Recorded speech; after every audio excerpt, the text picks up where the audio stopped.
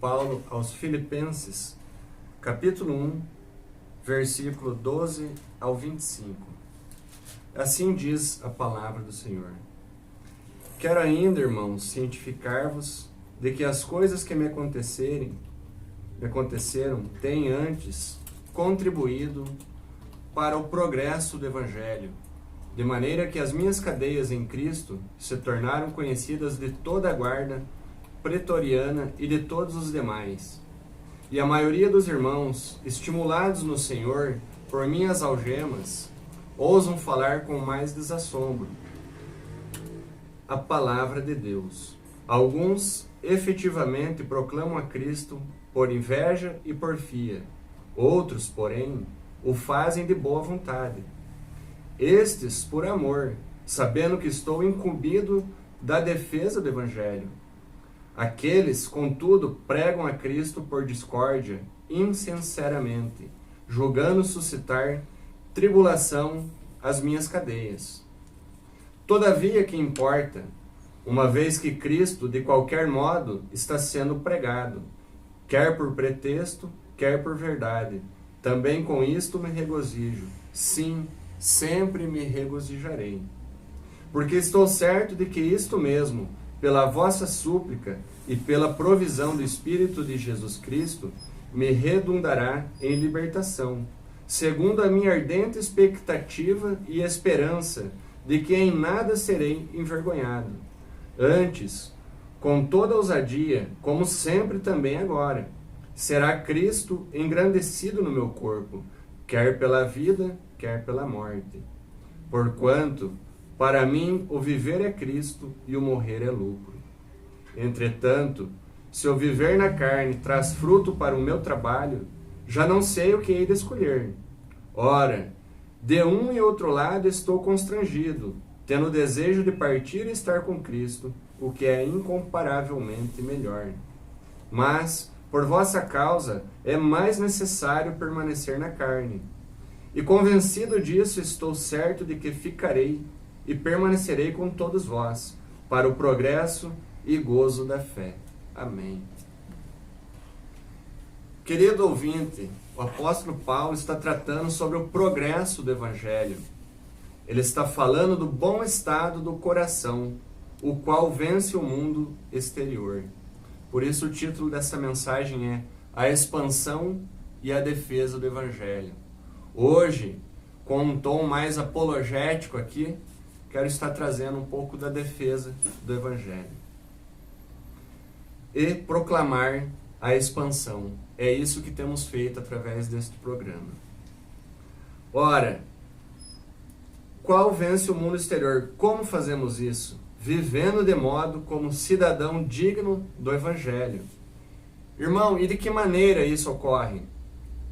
Veja bem, primeiro vamos destacar firmes. Filipenses 4:1 diz, devemos permanecer firmes no Senhor. Também aqui em Filipenses, no capítulo 1, versículo 27, diz, firmes em um só Espírito. Segundo lugar, unidos no Espírito. 1 Coríntios, capítulo 12, verso 11, diz, mas um só e o mesmo Espírito realiza todas as coisas. Terceiro lugar, lutando pelo Evangelho.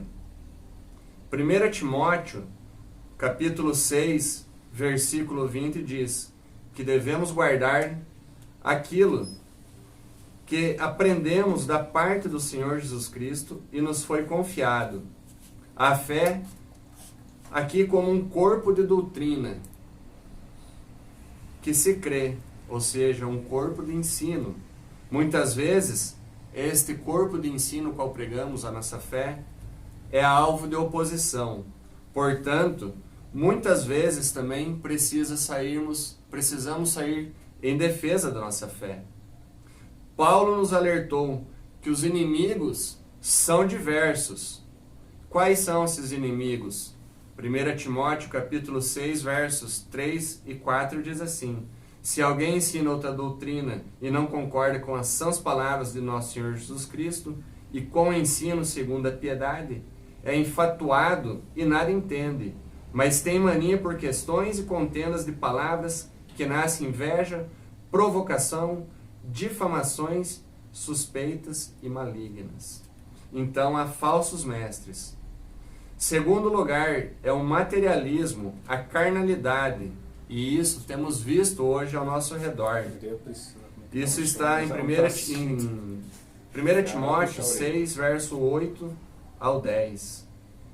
Que Paulo diz: tendo sustento e com que nos vestir, estejamos contentes. Ora, os que querem ficar ricos caem em tentação e cilada e em muitas concupiscências insensatas e perniciosas, as quais afogam os homens na ruína e perdição, porquanto o amor do dinheiro é a raiz de todos os males.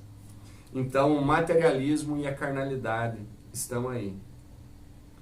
No versículo 6 do capítulo 20, é a ciência falsa. E o que é a ciência falsa? É um ensino falso, uma sabedoria que não provém de Deus. Paulo está alertando Timóteo. E tu, ó Timóteo, guarda o que te foi confiado, evitando os falatórios inúteis e profanos e as contradições do saber, como falsamente lhe chamam. Quer dizer que estavam ensinando uma falsa ciência. Ainda em 2 Timóteo, capítulo 1, versículo 12 ao 14, diz que devemos guardar aquilo que foi depositado em nós mediante o Espírito Santo que habita em nós. Então devemos guardar aquilo que foi depositado como cristão em cada um de nós. Caros ouvintes, muitas vezes queremos pregar salvação, é verdade. Mas assim como Judas, meio-irmão de Jesus, somos obrigados às vezes a sair em defesa do Evangelho. Devemos batalhar diligentemente pela fé que uma vez foi dada por todos e foi entregue aos santos, pois falsos mestres se introduziriam em nosso meio. Vemos que Paulo já nos alertou, Judas também, lá em Judas 3, ao verso 4. Também na segunda epístola do apóstolo João, no verso 7 ao 11, onde João está combatendo aqueles que estavam pregando falsa doutrina. E eu disse que estaria trazendo algo sobre o hino A Mão no Arado, qual foi tocado. O autor deste hino, do grupo Logos ali, não foi o Paulo César, foi o professor e doutor Adalto Lourenço. Nesta quinta-feira, dia 18, este amado irmão foi recolhido para a glória do Senhor. E eu fiquei muito triste por ter perdido este irmão. Não conhecia pessoalmente, somente os seus estudos. Este foi um verdadeiro apologeta, um verdadeiro servo do Senhor. Sabe aquele irmão que está à linha de frente, proclamando e defendendo a palavra de Deus, e quando você perde um irmão desse, tá chiando um pouco. Você se sente muito triste, como eu me senti. Pastor Adalto, em 1985, escreveu a letra deste hino A Mão no Arado. Eu é que vos falo, ainda era um nenê nesta fase. E este servo de Deus já estava falando e pregando e defendendo a Deus. Eu aprendendo a andar, aprendendo a gatinhar fisicamente e ele defendendo a palavra. Agora eu já um homem adulto, mas gatinhando na fé. E os ensinos do professor Adalto Lourenço foi de grande auxílio em minha vida. Este foi um defensor do criacionismo. Para quem não sabe, o criacionismo Agora sim. É aquele que Deus defende, que os homens defendem, a criação do mundo. Não que nós viemos de um macaco, ou de uma ameba, ou do evolucionismo como Darwin, mas sim como de um criador, o qual criou todas as coisas, o design inteligente. E este homem sofreu e batalhou toda a sua vida para pregar e defender a palavra do Senhor, um grande apologeta, um grande servo de Deus. Por isso eu me entristeci. Até mesmo os pseudos cristãos, queridos, muitas vezes foram contra o pastor Adalto. Tanto é que ele teve que ir para os Estados Unidos. E ele era um cientista, um físico. E ele, com a sua ciência, somente provou para aqueles que negam a palavra de Deus, com a ciência provando que a Bíblia é 100% infalível. O nosso Criador criou todas as coisas, mas alguns que se dizem cristãos foram contra ele. Assim como é hoje, queridos ouvintes, temos muitos mercenários tomando os púlpitos de nossas igrejas, lideranças aceitando qualquer tipo de líderes para estar ministrando na palavra de Deus. Pessoas que são colocados ali como parasitas, que estão há 10, 15, 20 anos na igreja e nada produzem. Ao contrário deste querido servo de Deus, do Dr. Adalto Lourenço, assim como Paulo, ao texto que lemos, ele foi alguém que pôs a mão no arado e não olhou para trás.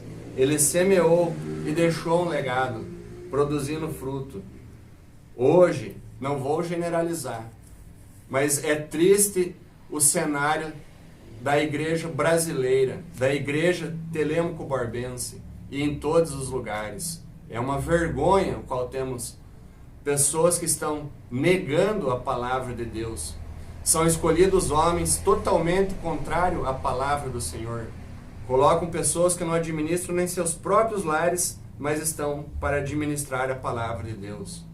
São questionados na palavra e os líderes falam, mas ninguém serve o que está escrito na Bíblia. Ora, se a Bíblia é a nossa regra de fé e conduta, se nós decidimos pôr a mão no arado, negamos para aquilo que nos ajuda, para aquilo que nos convém, são mercenários que trabalham somente a troco do salário.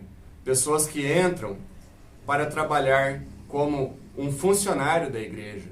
Irmão, mas você acha que não pode pagar? Não. Eu creio que o obreiro é digno do seu trabalho, mas aquele que trabalha, assim como Paulo trabalhou. E ele veio falar ali, quando ele estava preso, muitos estavam pregando a palavra por inveja, por porfias. Outros, porém, fazem de boa vontade. Por isso ele diz no versículo 16, estou incumbido da defesa do Evangelho, porque muitos pregam por discórdia, insinceramente, julgando suscitar as minhas cadeias tribulações. Ora, mas que importa, irmãos? Sabendo que essas pessoas estão ali.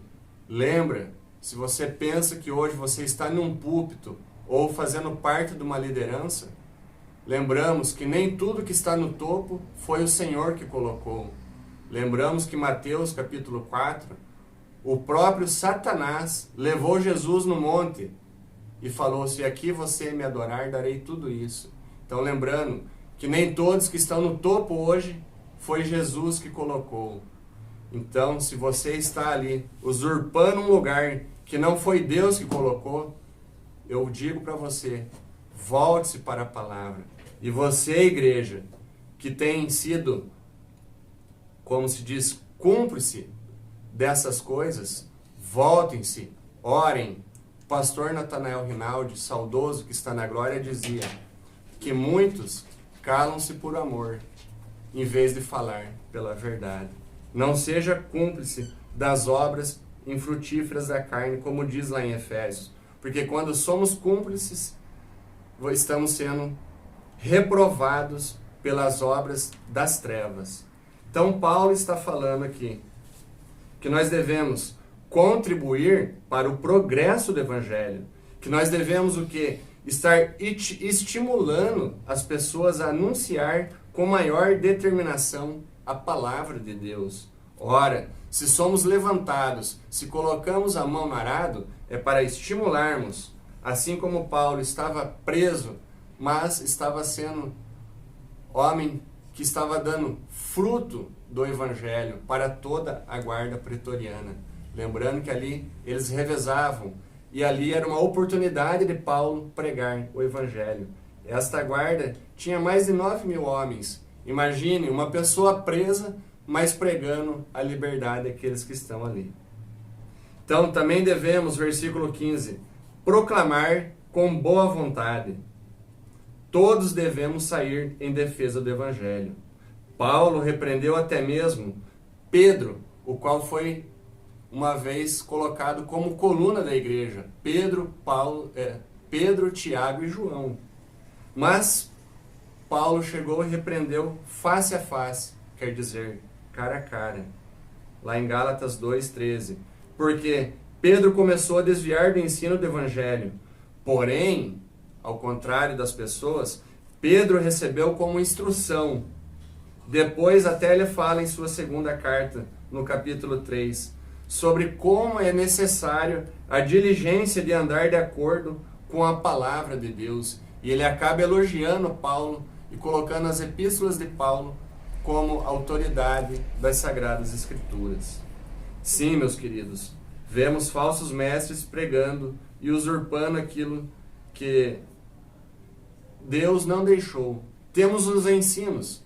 Paulo, em todas as suas epístolas, ele ensina, ele dá a forma como a igreja deve agir, como nós, como os cristãos, somos instruídos. Então devemos olhar para a Escritura e não negar, não usar daquilo que é para nos agradar.